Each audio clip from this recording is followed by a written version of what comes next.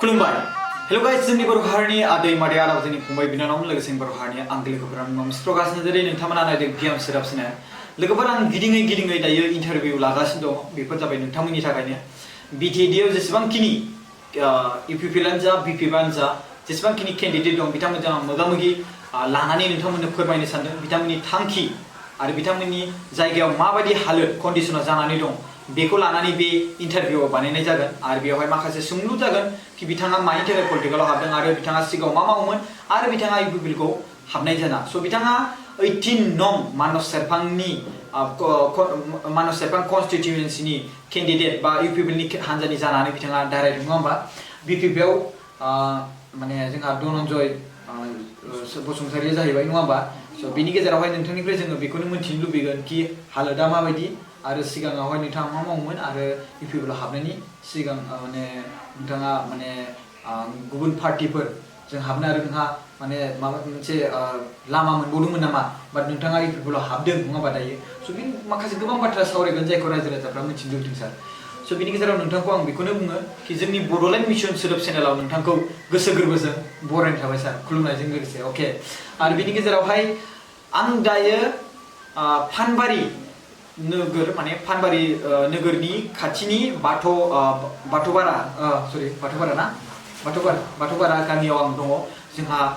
सुरेश दैमारी सारा UPPL हान्जानि जानानै 18 नं मानस सेरफां बे कन्स्टिट्युएन्सियाव बिथाङा बादायनाय लादों स' जोङो सारजों गोबां बाथ्रा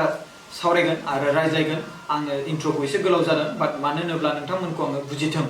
आं बबे जायगायाव दङ आरो बबे केन्डिडेट बबे माने पार्टिनि केन्डिडेट बेफोरखौ नोंथांमोना मिथिग्रोनांगोन स' बिनि थाखायनो आं बेखौ एक्सप्लेन खालामदों सारा सिगाङावहाय माखासे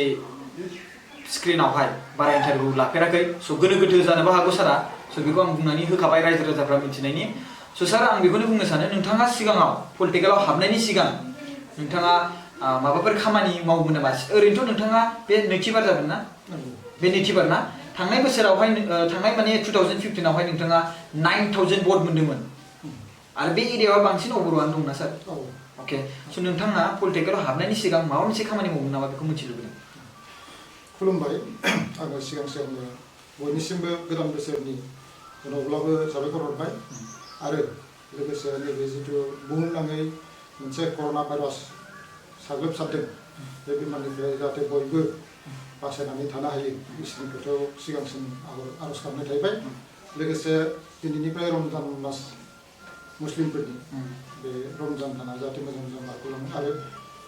इसोरा आरलाया गासै सुबुं माहारिखौनो कर'ना भाइरासनिफ्राय बासायनानै लाखियो बेनि थाखाय आङो इसोरनि आरलानि सिगाङावहाय खुलुमनाय थाबाय गोसो गोरबोजों दा थांनाय बाराव आङो पिसिडिआनिफ्राय रायजोनि नारसिननायाव केन्डिडेट हिसाबै मानास सेरफाङाव गसंदोंमोन आङो थांनाय बाराव रायजोफोरनि जिथु अननाय बेवहाय देरहानो हायाखैब्लाबो जिथु मोनसे बर' थौ दङमोन बेवहाय आङो बिसेसकै बर'फोरनि भटखौ माने फ्राय 80% मोननाय जादोंमोन आरो दिनैबो बे भटआ चेन्ज जायाखै आङो फोथायनाय दङ रायजो राजाफ्रा निस्सय देग्लायबो बिनिख्रुइ बांसिन जों भटखौ बर'फोरखौ मोननो हागोन लोगोसे सिगाङाव जेरैबायदि माने अबर'थ दङमोन बेवहाय अतिन हाजं बिथाङा अबर'निफ्राय देरहालांदोंमोन नाथाय साननैसो उनावनो बिथाङा देरहाखांनायनि उनाव BPFजों सामिल जादों बे मानि थाखाय जादों जों बेखौ मिथिला जायखिजाया बिथाङा अबर'निफ्राय देरहादोंब्लाबो BPFजों सामिल जादों देरहाखांनायनि उनावहाय बियो BPFजों जइन जाहैबाय आरो सामिल अके बेनिफ्राय देग्लायनि जिथु थौ बेवहाय जों नुनो मोनदों जिहेतु BTC ओनसोलाव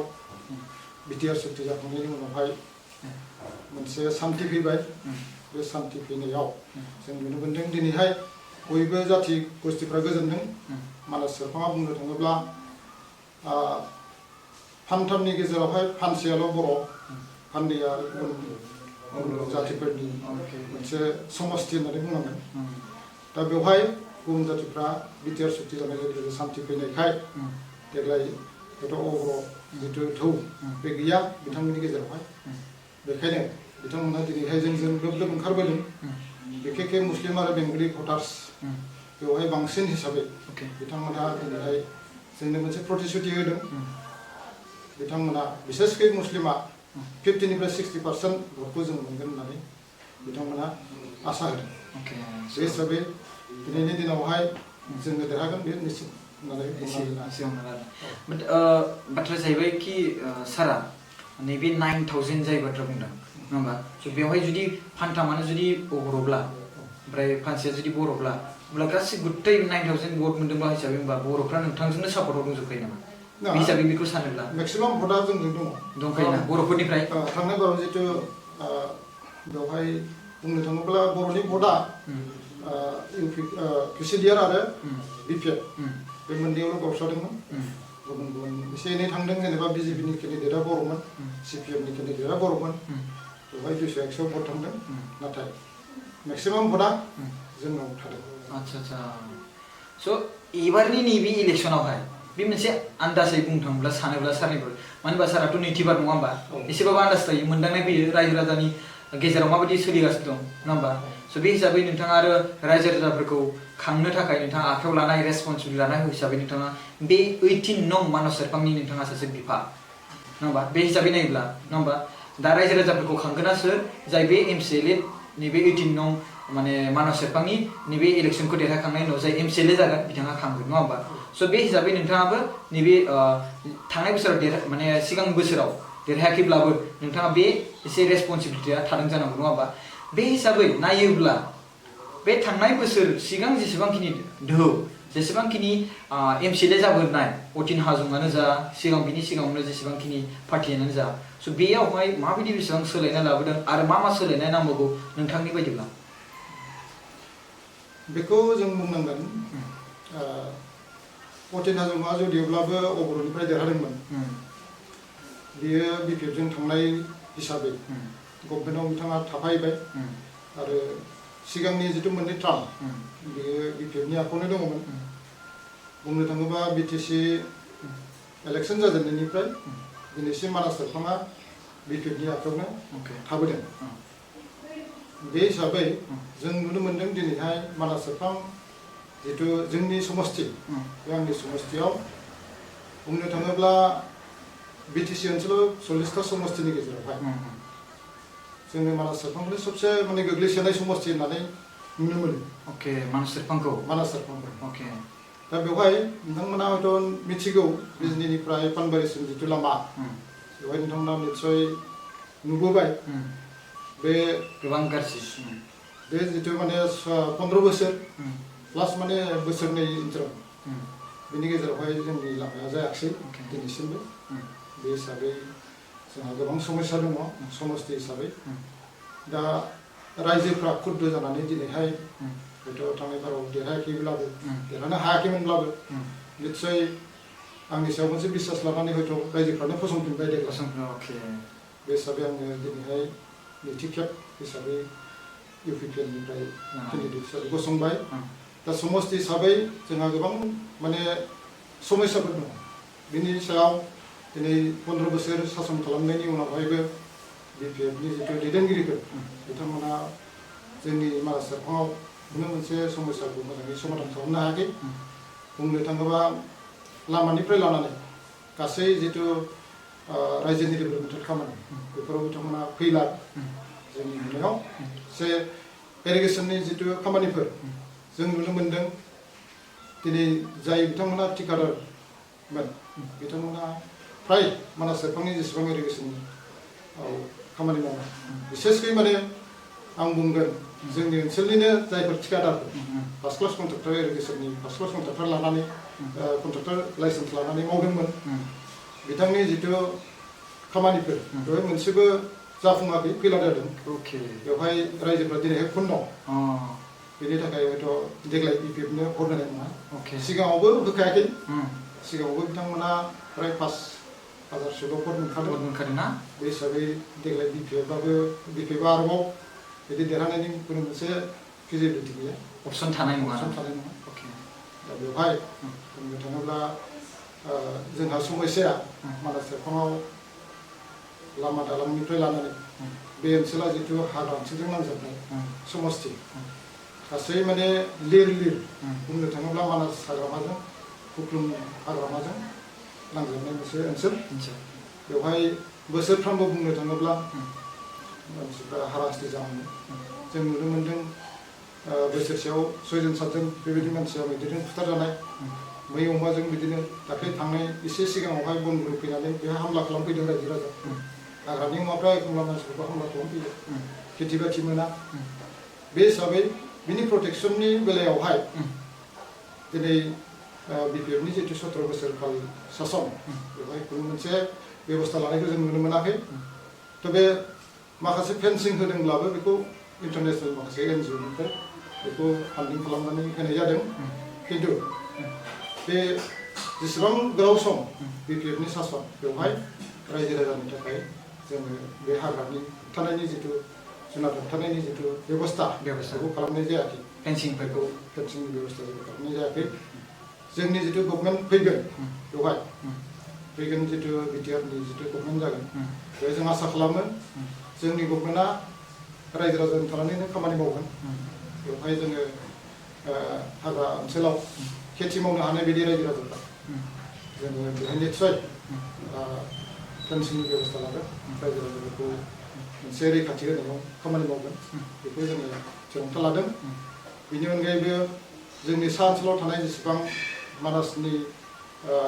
समस्तिनि सिङाव थानाय जेसेबां ओनसोल बेयो फ्राय बुंनो थाङोब्ला बिराद माने दै लोंनायनि थाखाय बिराद मोनसे आंखाल दङ बेनि बेलायावबो बिपिएफ गभर्नमेन्टआ जेबो खामानि मावनाय जायाखिसै बेवहाय गोजान गोजाननिफ्राय फुवा गंसेयावनो 50-60 घर मानसिया लायनानै दिनैबो जीवन जापन खालामनानै दङ बेनि बेलायावहाय जों नुदों बिपिएफनि जितु दैदेननाय सरकार बेवहाय खुनु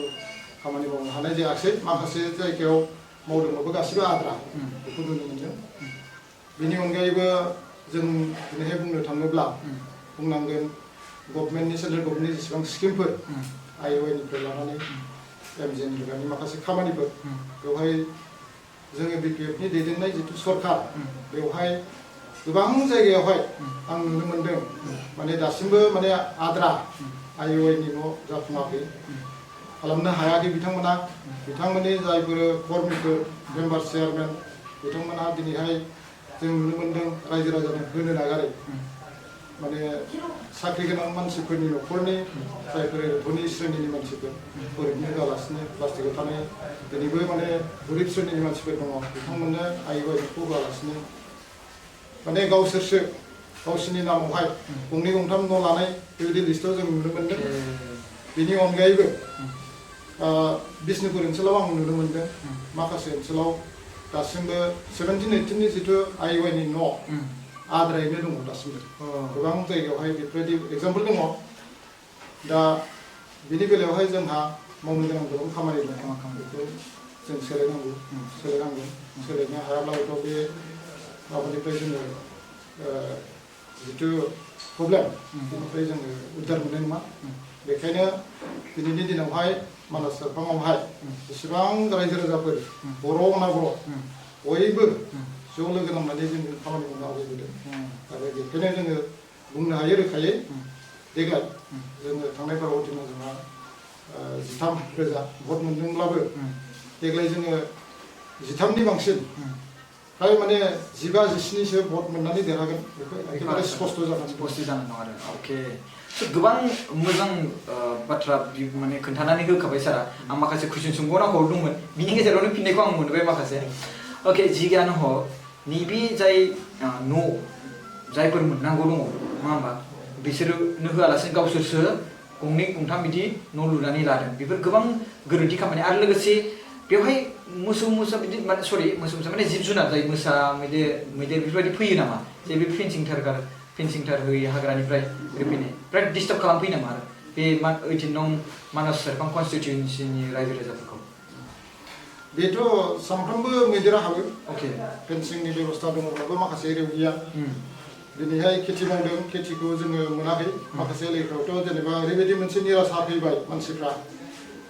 मैदेर फैयो जानानै थांजोबो सिफायलाङो बेनि थाखायनो दिनैहाय माने बै जिथु सिजनेल क्रप बेफोरखौ मावनो हायै बायदि जाहैबाय फुराफुरि माने आसु माइ मावोमोन बिष्णुपुर ओनसोलाव बेखिनियाव दिनैहाय आसु माइ मावनायनि जेबो माबा गैला दिनै हाफ्रा ओरैनो सोन थायो बिथांमोना कर्म संस्थापन नागिरनानै दिनैहाय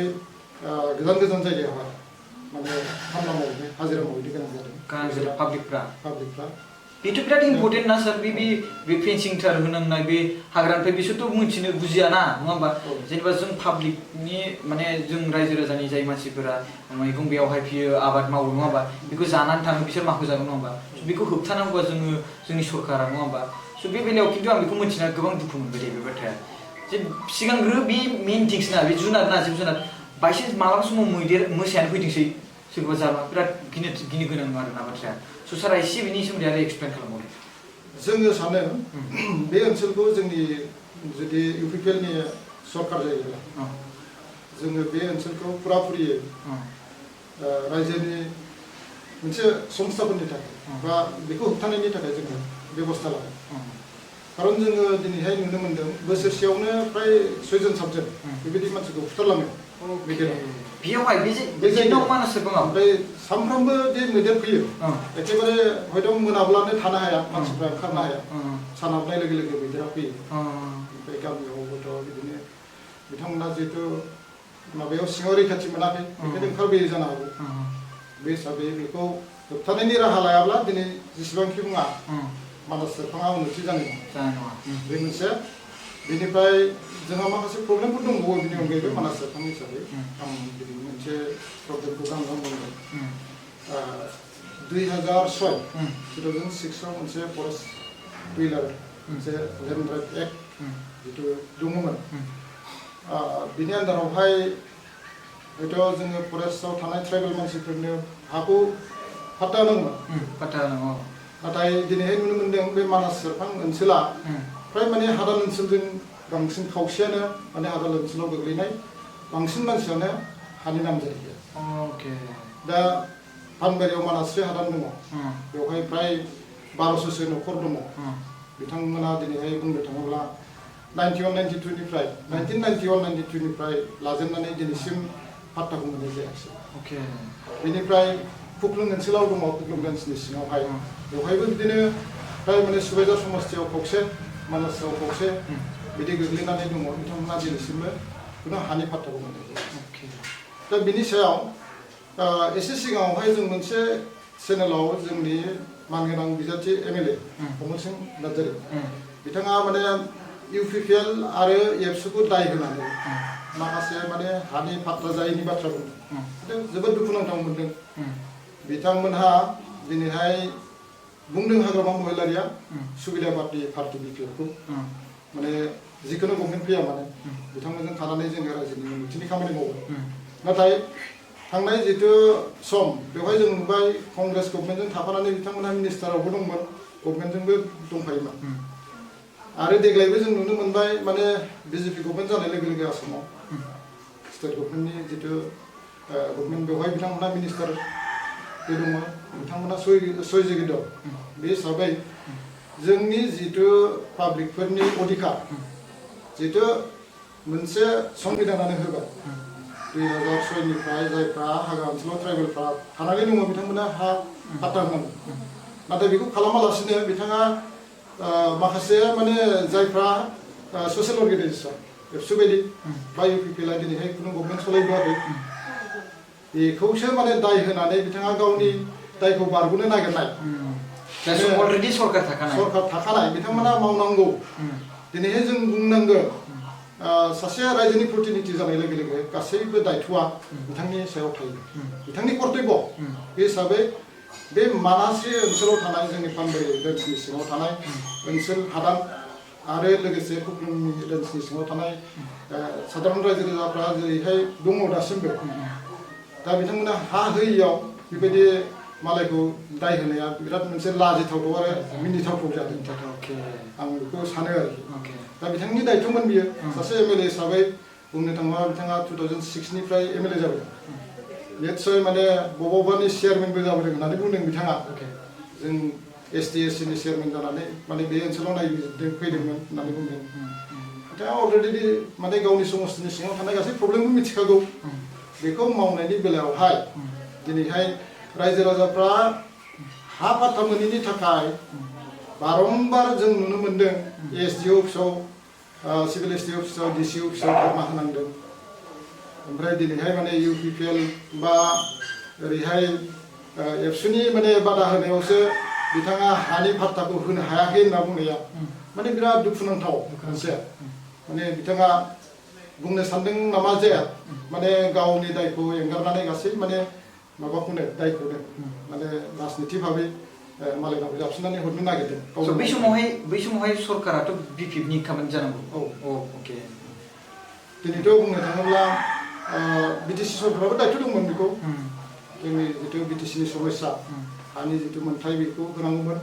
दिनै होनाय जायाखिसै बिनि सायावनो बांसिन खुद्रिनानै दिनै हादान ओनसोलनि मानसिफ्रा BPFनि केन्डिडेटनो भट होआ स्पष्ट बिनि बेलायावहाय माने रायजो राजाफ्रा स्पष्ट दिनैहाय हयथ' साफा सानै मानसिफ्रा बुंदों दिनैबो बुंनो नागिरदों माने BPFनो भट होआबा बे हादाननिफ्राय होखारनाय जागोन प्रब्लेमखौ बुङो होबोबाय थानाय सिगिनाय जादों नामा माने बिथांमोना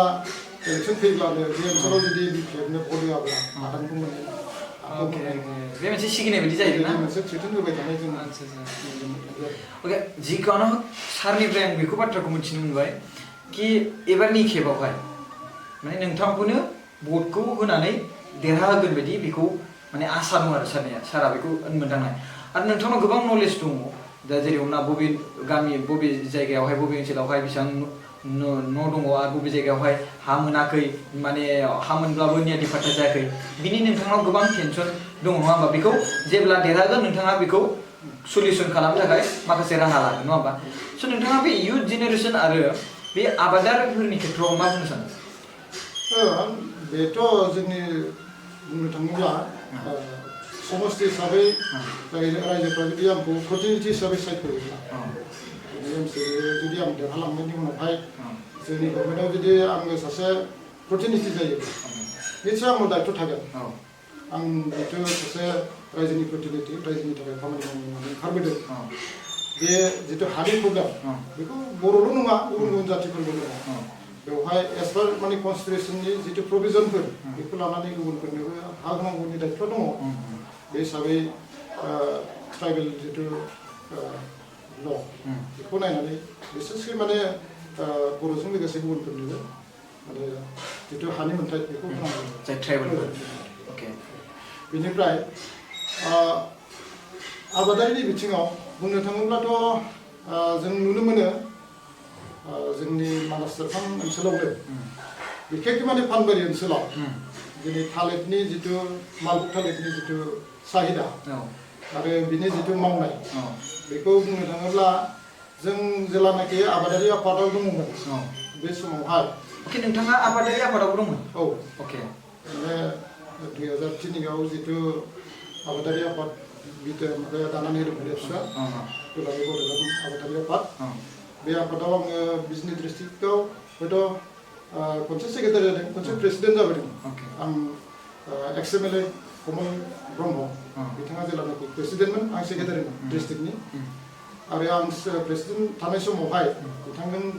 जेब्ला टार्मा जोबो बोसोरथामनि उनावहाय आरोबाव आं प्रेसिडेन्ट जादों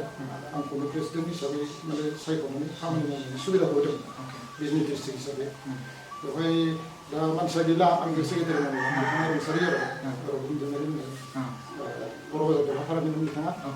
बिथांजों आं एखेलागे खामानि मावबोदों बेनिफ्राय सेन्ट्रेल मेम्बार हिसाबैबो आङो आबादारि आफादाव खामानि मावबोदों बे हिसाबै आङो बुंगोन दिनैहाय बिसेसकै मानास सेरफां ओनसोलाव मालभोग थालिरनि जितु जांख्रिथाय बुंनो थाङोब्ला आसामावनो बुंनांगोन जोङो थालिरनि जितु मावनायनि जितु सिस्टेम बेवहाय पानबारि ओनसोलानो बयनिख्रुइबो दावगानाय दा बिनिफ्राय गोबां जायगायावहाय दिनै मालभोग थालिरनि साप्लाइ जायो खिन्थु मानसिफ्रा नांगौ बायदि जितु मार्जिनेल जितु प्राइस बेखौ मोननाय जायाखै बिनि बेबस्थाखौबो दिनै गभर्नमेन्टआव थानाय बिथांमोना खालामनानै होनाय जायाखै बेखौ प्रसेसिं खालामनांगौ बिनिफ्राय जेबो बेबस्था लानाय जों नुनो मोनाखै बेनिफ्राय बे ओनसोलाव जों नोंथांमोना थाबायबा मिथिगोन माने लेबु जिथु नारें लेबु गोखै बिनि जिथु साइड माबा प्रडाक्शन बे बुंनो थाङोबा बे पानबारि मालयसि ओनसोलखौ लाफानानै पानबारि ओनसोलावनो गासै माने लेबुनिनो मोनसे बाजार पानबारि बाजाराव फैब्ला मिथिगोन हयथ' बे लेबुआ सारा आसामावनो थाङो बेजों लोगोसे हालदैनि जिथु खेथि बेवहाय मोजां हालदै जायो थारुन जायो बेनिफ्राय गुबुन गुबुन मैगं थाइगंफोराथ' दंसैयानो दा बेफोरखौ जोङो मोनसे रिजनेल प्राइसखौ मोननो थाखाय गभर्नमेन्टआ दायथ' थायो बेनि बेबस्थाखौ जों खिन्थु दिनैसिमबो खालामनानै होनायखौ जों नुनो मोनाखै आरो बेखौ प्रसेसिंसिम लांनांगौ बेखौबो जों नुनो मोननाय जायाखै बेनिफ्राय बिनि अनगायैबो दिनैहाय राबारनि मोनसे माबा फैदों राबारनि बाजाराव बेसेबांसिम माबा बेखौथ' आप डाउन जाबाय थायो बेनि बेलायावहाय नांगौ बायदि मार्केटखौ मोननाय जायाखै मावनायफ्रा बेजों लोगोसे जों नुनो मोन्दों जोंनाव पानबारि ओनसोलावनो जिथु सेरिकालसारनि जिथु माबा बेहाय प्रडाक्शन जायो माने मावो एम्फौ फिसिनायनि जिथु माबाखौ बेखौ खालामनाय जादों बेवहाय नेसनेल लेभेलसिम प्राइज मोननाय सासे एवार्ड मोननाय सासे मा दङ प्रफेसर फार्मार दङ ओमफ्राय बिदिनो थिग माने मोजां आबादारि गोबां दङ बिथांमोनहा बान्था मोननाय दङ बे हिसाबै बे ओनसोलखौ नायलांनांगौ फोगोमलांनांगौनि बेलायावहाय रायजोफ्रा जुदि गाबोन आंखौ MCLA हिसाबै देरहायोब्ला निस्सय आंहा दायथ' थागोन बेनि अनगायैबो रायजोनि माखासे समस्याबो दङ बेनि सायाव निस्सय जों ध्यान होनांगोन खामानि बयबो बर'जों लोगोसे जिहेतु माने मोनसे अबरथाव फैदोंमोन जोंनि गेजेरावहाय मोनसे मिसआन्डारस्टेन्डिं फैलायलायदोंमोन बेखौ फोजोबस्रांलांनायनि बेलायावहाय दिनै UPPL सरकारा जेबो मोनसे पदक्षेप लानायखौ जों नुनो मोनाखै बेवहाय जायनि थाखाय थांनाय बारावहाय बर'नि मोनसे थौआव जोंनि जिथु ट्राइबेल सिटब्लाबो बेवहाय बर'नि केन्डिडेटआव 10,000 बिथाङा देरहालांदोंमोन दा बेखौ जों फोजोबनांगोन बेनि बेलायावबो गोरोबलायनायनि बेलायाव मोनसे कमिउनिटि हारिमुनि बेलायाव जों खामानि मावनांगोन आं बेखौ सानो आरो इयुन जेनेरेसननि थाखायथ' दिनैहाय जोङो नुदों माने बुंनो थाङोब्ला बेवहाय जोंनियाव गुबुन इन्डास्ट्रिथ' गैखायानो It's like जेनेबा क्लाब बानायना होनाय कालचार डेभेलपमेन्टनि सायाव बेखौ इयुन जेनेरेसन हिसाबै जों बेखौ इडुकेसन सिस्टेमनि सायावहाय डेभेलप फेसिलिटिस होनाय बे नोंथांनि जेसेबांखिनि आखायाव थायो बेखौ आं इयुन जेनेरेसनाव खेबसेनो इनक्लुड खालामना होबाय दाजाबनानै सोंनाय जासिगोन दा बेवहाय इन्डास्ट्रियाथ' गैखायानो खिन्थु आबादनि मोनसे एखेबारे गोनांथार बेल्ट हिसाबै बेवहाय इयुथफ्रा जुदि सोरबा जुदि लेखा फरायनानैबो साख्रि मोनाखैब्ला निस्सय सोरबा दिनै नुनो मोन्दों माखासे गोरों गथ'फ्रानो आबादाव नांथाबनानै माने जा गावनि न'खरखौ दैदेननो हानाय जितु माने आवगायाव जेरैबायदि सोलिदोंमोन गुबुनाव माने खामला हाजिरा मावनानै जानांगौमोन दिनै बे अबस्थाया फ्राय गैला जिहेतु बे ओनसोला आबादनि बिथिङाव जौगानाय जाहैबाय हिसाबै एसे हेल्प खालामनांगोन बेनि सायाव बेजोंबो मोनसे संस्थापन जागोन बेनि अनगायैबो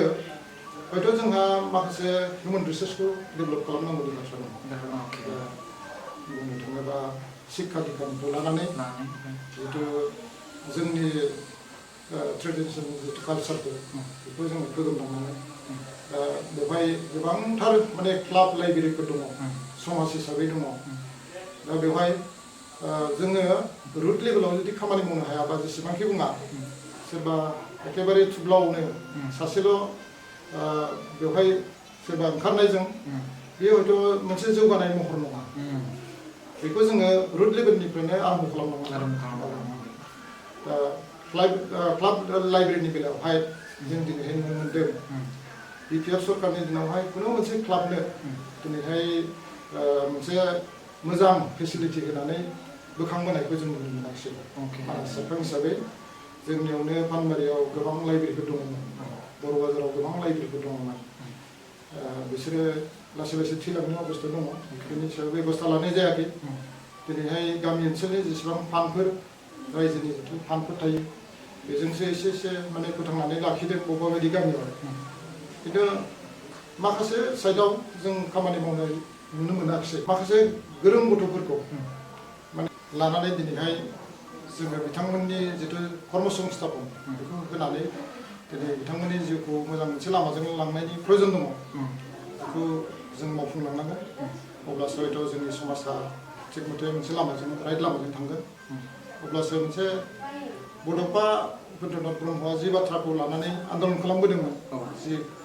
माबाफोरखौ लानानै आन्दलन खालामबोदोंमोन बिनि उद्देश्य जाफुंगोन थांखिया जाफुंगोन बेखौ सानो बेनिफ्राय गुबुन गोबां बाथ्रा दङ सावरायनो गोनां अके थ' बिनि बेलायावहाय नोंथांनि मथे बुंनाय मथे आं बेखौ एसे मोनदांनो हाबाय कि नोंथाङा थांनाय बे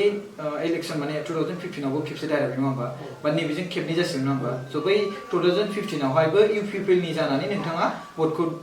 माने दायरायदों नङा होमबा आरो बेयाव 9000 नोंथाङा भट मोननो हादों नङा होमबा बे UPPL नङामोन PCDR अके PCDR निफ्रायसो दायो UPPL जाबाय नङा होमबा स' जियानो बे ब्रान्च मोनसे बिनिफ्राय फैनाय नालाय मानिफ्राय PCDR निफ्रायसो UPPL फैदों नालाय स' जों बेखौ एखेयानो हमनो हासिगोन आरो नङा होमबा स' बिनि बेलायावहाय दायो नोंथाङा UPPL खौ मोजां मोननानै UPPL नि हानजानि जानानै नोंथाङा एबार खेबावबो फैबाय स' नोंथाङा मानि जाहोनाव UPPL खौ सायख'खो बेथ' आंनि जिबनजों लोब्बा थाबोनाय बुंनो थाङोबा जाय फरायसा हान्जाजों आं सोमोन्दो दंबोयो बिनिफ्राय आरम्भ खालामनानै दिनैहाय आङो बुंनो थाङोबा मेन स्ट्रिमाव खामानि मावनो होननानैनो थाबोबाय थादों जायनि थाखाय दिनैहाय बे लाइनजोंनो फैनानै आङो UPPLनि सासे केन्डिडेट हिसाबै एबार गसंनो खाबुखौ मोनबाय अके स' जिखानो गोबां बाथ्रा जों सावरायबाय आरो गेजेरावहाय गोबां बाथ्रा जों मिथिनो हाबाय बिथाङा इयुथ जेनेरेसननि साननायनि बाथ्राखौ बुंबाय आबादारिनि साननायनि बेलायावबो बाथ्रा बाहायबाय आरो बिनि गेजेराव नैबे बाथ्राया गोबां गोनांथि सार बे बाथ्राया खिन्थु बिराद इम्पर्टेन्ट आं सानबाय नैबे बाथ्राया कि बे फरेस्टनि फेन्सिं लामा होनना बुंदों बे मैदेर फैनाय बा मोनसे जिब जुनार फैनानै गोहोम खोख्लैफैनाय आबादारिफोरनि माने जाय आबाद मावनाय बे खेथिखौ नस्थ' खालामनानै बेनि फिसा बे रायजो राजानि फिसाफोरखौ गुबुन जायगायाव थांनो होनाय बेबस्था खालामना होनाय नङा होमबा स' नैबेखौ फेन्सिं थार बानायना होनाया बिराद गोनांथार आरो ना आरो बेनि बेलायावबो नैबे आरो मा होनोमोनलाय हा नियादि पाट्टा होनाय स' बिनि बेलायाव स' नोंथांनाव गोबां नलेज दं बिनि सायावहाय नङा होमबा स' बिनिखायनो नोंथाङा बे माने नलेजखौ लानानै नोंथाङा एबारनि खेबाव जुदि इलेक्सन देरहायोब्ला अब्ला नोंथाङा बेखौ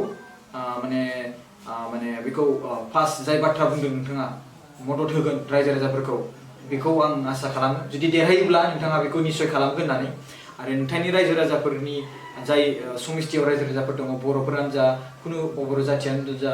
नोंथांखौ नैबे एबार खेबाव मदद होगोन होननानै आं आसा खालामो स' आं खोनानो मोन्दों नोंथांनि अपोजिट पार्टि BPF बे जाबाय जाय सिखारदों नोंथांजों एगेन्स्टै बे जाबाय नोंथांनि लोगो होननानै आं बेखौ खोनानो मोन्दों आङो बेखौ माने बेजों इन्टारभिउ लानाय समाव मिथिनो मोन्दों बिथाङानो खोन्थाना होदों बाट नोंथांनि खेत्र'आव बेयो बिराद जेबो बुङाखै दे बेखौ माने नोंथाङा बे बुंदों कि नोंथांनि बेस्ट फ्रेन्ड होननानै कमरेड होननानै स' आंहा बेयावहाय खुनु बे बाथ्रा गैया आङो पलिटिकेलावबो हाबनो गोनांथिखामोन आंखौ नारसिननानै होदों बाट आङो बे माने सुरेश दैमारिजों आंहा खुनु माने बेवहाय माने दुश्मन गैया पार्सनेल स' बे बाथ्रानि बेलायावहाय एसे बेथ' नंगौ बिथाङा जिहेतु आंजों एखे लोगो स्कुलाव फरायनाय लोगो होननानै बुंनांगोन अबयसे बियो आंनिख्रुइ मोनसे क्लास दुइसिनमोन माने आङो बिनि सिगां क्लासमोन बे आंनि एखे पानबारि हाइ स्कुलावनो फरायदोंमोन आङो जेनेबा 1987 आवनो मेट्रिक पास जादों ओमफ्राय बेथ' 87 निफ्राय 88 आव खुनुरुखुम मेट्रिकआ होदों आं नुनो मोन्दों 88 निफ्रायनो बिराद मोनसे गिदिर आन्दलना जाबाय हिसाबै 87 आव जागायदोंबाबो 86 निफ्राय आरम्भ 87 आव जागायदोंब्लाबो 88 आव बिराद मोनसे भिगरास मोनसे मुभमेन्ट जाबाय हिसाबै जों आं फरायनो मोनाखै आन्दलनाव बाहागो लानांबाय बे समावहाय मोनसे आन्दलन जातिखौ फोथांनायनि मोनसे माबा फैदों बे हिसाबै माने जोंनि फरायनाया एसे दोनथ'नांदों बे समावहाय बेनिफ्राय हयथ' 91 निफ्राय जोङो फरायनायनि मोनसे सुबिदा मोनदों आं बुंनो हाया बिथाङा हयथ' प्रथमबाराव पास जागोन ना जादों आं बेखौ मिथिया खोब समाव माने 91 सोआव बे मेट्रिकखौ पास जादों जायगानिब्लाबो एखे मोनसे खामानि मावबोदोंब्लाबो बेनि बेलायावहाय खबरबो लालायनाय जायाखिसै एसेबां 88 आव सम्भब माने बिथाङा पास जायाखै आरो पास जादोंमोन आं गोरोन्थि जादों लोगो हिसाबै माने जोङो एखेलगे समाजनि खामानिफोरखौ मावलायोमोन बेनि बेलायावहाय आंहा बेक्तिगत मोनसे माबा गैया खिन्थु थेवब्लाबो बिथाङा जिहेतु बिपिएफनिफ्राय सासे केन्डिडेट हिसाबै गसंदों आं बिपिएफनिफ्राय गसंदों आं बुंगोन बिपिएफआ गोबां माने किसुमान गोरोन्थिफोर खामानि मावबोबाय हिसाबै दिनै समाज दानायाव बिथांमोना फैला मोनसे समाव ओरैबायदि सम जादों जोबोद माने जोङो नायनानै ओरैबायदिसिम माने दुखु मोनबोदों माने बिपिएफनि दैदेननायाव मोनसे समावहाय मास्टारफोरनो भिसिडिसिनि चेयारमेनफोरखौ होदों दा बेवहाय माखासे मास्टारफ्रा स्कुलखौ गावनि माने माबाजों थाङोब्लाबो स्कुल सेरजों थाङोब्लाबो नायफिननानै थाङो गथ'फ्रा फैनानै बेवहाय क्लास खालामनानै जायाना स्कुलावनो हाबालासिनो ग्लब ग्लब थाङोमोन बेफोरबायदिखौ नुनानै गोबां माने जों दुखु मोनबोदों जायनि थाखाय दिनै समाजखौ दानायनि बेलायावहाय जोङो बिदिजों जानाय नङा बेखौ जों सानबोनो हादों जायनि थाखाय बिपिएफआव जोङो दिनैसिम माने जयेन जाबोनाय जायाखिसै खारन गोरोन्थिखौ जों सिगांनिफ्रायनो नुबोबाय थादों बेनिफ्राय जेब्लानाखि दुलाराय बर' फरायसा आफादा मोनसे क्वालिटि इडुकेसननि मोनसे मिशन लाबोबाय बे समनिफ्राय हयथ' बिथांमोननि नाजानायाव जोंनि समाजा एसे मोनसे सोलायनाय टार्निं पइन्ट मोनसे फैदों बेवहाय मेट्रिक पास जानायनि पारसेन्टआबो बिथांमोननि नाजानायावनो जों लुगैनाय बायदि एखेबारे नंथाराब्लाबो माने जाबोबाय थादों आरो दिनैसिम बे पर्यायाव मोनफैदों आं बेखौ सानो आरो दा बेवहाय गभर्नमेन्ट हिसाबै बिपिएफनि जितु द्वितीय आदर्श बियो रायजोनो मोनसे न्याय होबोनांगौमोन जोंनि बिटिसि ओनसोलखौ मोनसे जौगासार महराव दाबोनांगौमोन शिक्षा दिक्षानि बेलायावनो बेखायनो आङो बिथांमोनखौ गोरोबनानै खामानि मावनो हायाखै आरो केन्डिडेट हिसाबै आङो बिथांजों आंहा मोनसे खुनु सुत्र गैया बिथाङा जिहेतु जोंनि ओनसोलनिनो हिसाबै बिथाङा मा पर्यायाव टिकेटखौ लादों बा होजादों नारसिननानै बेखौ आं मिथिया खारन बिथांमोननि इन्टारनेल मोनसे माबा जाहैबाय बियो मेटार जाहैबाय बिनि सायाव बुंनो गोनां गैया खिन्थु पार्टि हिसाबै आं सानो बिथाङा जुदि मोजां बाथ्राफोरखौ सिन्था खालामदोंमोनब्ला हयथ'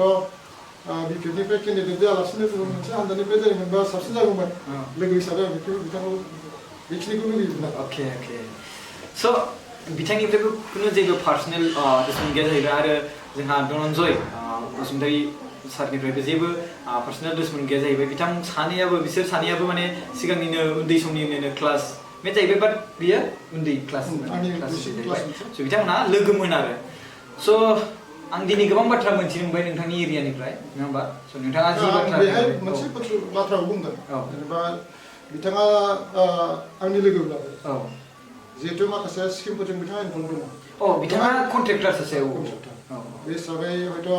रायजोनि नोजोराव गोलैनाय गोबां गोरोन्थिफोरबो थालांनो हागौ बेखौथ' आंहा पार्सनेलि बुंनांगौ गैयामोनब्लाबो आं नुनो मोनदों माने जोंनि ओनसोलाव जेसेबां खामानिफोर जादों बेवहाय गोबां आद्रा थानाय आं लोगो हिसाबै बेखौ बुंनो गोसो गैयामोनब्लाबो माने इरिगेसननि बिथाङा लाइसेन्स लानानै थिखा मावनाय हिसाबै गोबां जायगायाव आंनि न' सेरावनो दङ मोनसे पिलार मोनसे माबा दङ बान्दो दङ गावनि बिथांनि गामिनि आं सानसेखालि माने खाना जानो थांदोंमोन बे जायगायावनो माबाखौ बानायदों बान्दोखौ बानायदों खिन्थु बेवहाय दरजा गैया दंग' गैया रायजोनिफ्राय माबा मोननाय जायाखिसै बेनि अनगायैबो नुनो मोनबाय हादान ओनसोलाव मोननैसो बान्दो बानायदों बेनिफ्राय खुनु मोनसे दैनि बेबस्था रायजोफ्रा मोननाय जायाखै दा बेफोरो जाहाथे जाया उनफ्राव जुदि अननायाव बिथाङा जुदि बायसान्सआव बोरैबा खाफाले देरहाबायोब्ला माने जि गोरोन्थिफोर मावलांबाय बे जाहाथे सुद्रायनानै लायो बेखौ आं फंबाय हिसाबै माने आंनि दुइसिनखा हिसाबै आङो बिथांखौ एसे माने बे बेलायावहाय एसे नोजोर लाखिनानै खामानि मावलांनो थाखाय आं खावलायो स' थेंक इउ स' माच सार टाइम होनायनि थाखाय जों भिडिअखौ बेयावनो फोजोबसिन आरो सारा माबा मोनसे बाथ्रा बुंबावनो दङ नामा बुंनांगौआथ' गोबां दं बेथ' जोबनो थाङा बुंनांगौआथ' बाट एक्सुवेलि जोंनि बे मोगा मोगि लानायनि जाहोना जाहैबाय आं नोंथांमोनखौ बुंदों कि जोंनि बिटिएडि सिङाव जेसेबांखिनि केन्डिडेट दङ जा इउपिपिएलआनो जा आरो बिपिएफआनो जा बे मोननैनि बेलायावहाय जेसेबांखिनि केन्डिडेट दं आं बेजों मोगा मोगि लानानै नोंथांमोननो माखासे फोरमायथि होनो नाजादों आरो बेवहाय आं बेरायदों आरो बेनि लोगोसे जेसेबांखिनि हागोन आरो बे फिउचाराव जेसेबांखिनि आङो केन्डिडेटजों मोगा-मोगि खालामनो हागोन आं बेखौ नोंथांमोननो आपल'ड खालामनानै होबाय थागोन आरो नोंथांमोननि सिगाङावहाय बेखौ स्टेटास बेखौ मिन्थिहोगोन स' बिनि बेलायावहाय जेनेबा नोंथाङा बुंबाय कि धनन्जय बसुमतारीनि जाय माखासे आद्रा थानाय खामानि बेखौथ' रायजो राजाफोरा नुखादों जानांगौ नङा होमबा बेखौथ' नुखादों स' निस्सय होमबा बेवहाय माबा मोनसे थानांगोन खोमा रायजो राजानिफ्राय नङा होमबा नोंथांनिफ्राय पार्सनेल दुसमन गैयाब्लाबो नङा होमबा रायजो राजाफ्रासो भट होगोन नङा होमबा स' बेफोर रायजो राजानि सायाव जाहैबाय नङा होमबा स' नोंथाङा जुदि रायजो राजानिफ्राय जुदि नेक्स्ट टाइम थाखाय भट लुगैब्ला मोनसेफोर बाथ्रा बुंनोब्ला बेखौ लास्ट बुंनानै बेखौ भिडिअखौ जों फोजोबनानै होनोसै आङो बेखौनो मोनसे रायजोफोरनि मानास सेरफांनि जिथु पटासफोर रायजोफोर बर'आनो जा बर'आनो जा बिथांमोनखौ मोनसे गुरै खावलायनाय जुदि आंनो रायजो राजाफ्रा भटखौ होनानै देरहायोब्ला आरो आं सानदों देरहानाया निश्चित जागोन देरहानायाथ' मानो होनबा 9,000 सिगाङावनो अलरेडि मोनखानायखा खारन जोङो दिनैहाय जेननायनि पजिसनाव गैया माने स्पष्ट जानानै दङ बे हिसाबै देरहागोन रायजो राजाफोरनि अननायावनो आरो देरहायोब्ला आङो निस्सय जाय प्रब्लेमफोरखौ नुबोदों बिनि सायाव खामानि मावलांगोन होननानै दिनै रायजोफोरनि सिगाङावहाय मोनसे रादाय होयो बिथांमोना देरहाहोथों आंखौ आङो निस्सय रायजोआ जिहेतु मोनसे लुबैनानै दङ मानास सेरफां ओनसोला जिहेतु गोग्लैसोनाय मोनसे समस्ति बिनि थाखाय आङो बिथांमोनखौ खावलायदों देग्लाय बिफोरखौ जुदि देरहायोब्ला आरो निस्सय रायजोफोरनि जेसेबां समस्याफोर रायजोफोरनि बाथ्राफोरखौ खोनासंनानै मावलांगोन आं बेखौ रादाय होयो स' जोंहा सुरेश दैमारी सारा 18 नं मानास सेरफांनि जानानै UPPL हान्जानि जानानै बिथाङा UPPLनि एगेन्स्ट जोंहा बे धनन्जय बसुमतारीनि माने एगेन्स्टै बिथाङा देग्लाय नैबे 2020 मायथाइयाव माने इलेक्सन माने देरहादों नङा होमबा बेवहाय बिथाङा रायजो राजानिफ्राय आर'ज गाबज्रिदों आरो सिगाङावबो बिथाङा बे नैथि खेब सिगाङावबो 9,000 भट मोननानै बिथाङा जेनो गोनां जादों बाट अतिन हाजंआ बिथाङा 13,000 मोननानै देरहादों नङा होमबा स' बिनि बेलायावहाय जुदि 9,000 सिगाङाव जुदि अलरेडि मोनखानाय दङब्ला अब्ला बे हिसाबै निस्सय माखासेफोर माने सारनि मदद आरो जाबबावगोनदां नङा होमबा स' मानो होनोब्ला नोंथाङाथ' देरहायाखै दासिमबो नङा होमबा स' देरहायोब्ला माबा मोनसे एक्सपेक्ट थानो हागौ रायजो राजानिफ्राय नङा होमबा सिगाङावनो फार्स्ट टाइमाव जुदि 9,000 मोनदोंब्ला अब्ला बेवहाय निस्सय बेयो मदद होगोनदां बेबायदि साननो हागौदां स' आं बेखौ माने रायजो राजानिफ्राय बेखौ फोरमायथिनाय थाबाय स' जेसेबांनो जाया मानो जोङो धनन्जय सारजोंबो मोगा-मोगि खालामबाय आरो जोङो सुरेश दैमारी सारजोंबो जों मोगा-मोगि खालामबाय दानाबा चइस इज पाब्लिक मिथिबायना पाब्लिकनि सायावसै रायजो राजाफ्रा सोरनो भट होयो जाय मानसिफ्रा भिडिअखौ नायदों नोंथांमोना बेखौ नायनानै लोगोसे नोंथांमोना प्रेक्टिकेलिबो नोंथांमोना बैसोर सुबुंजों मोगा-मोगि जाबाय जानांगौ स' बिनि गेजेराव नोंथांमोना सोरनो भट होयो आरो सोरनि बाथ्राखौ सैथो मोनदों बेखौ नोंथांमोना नोंसोरनि सायावसो दोनबाय आरो बिनि गेजेराव बेखौनो बाथ्रा बुंदों सारा जोंनि बे बड'लेण्ड मिसन सोदोबनि दारै माखासे प्रमिस लादों जे जायखौ पाब्लिकनि खामानिफोरखौ मावगोन होननानै अब्ला जुदि मावाब्ला नोंथांमोना नैबे BM सोदोब चेनेलनि दारैनो नोंथांमोना माखासे बाथ्राखौ फिउचाराव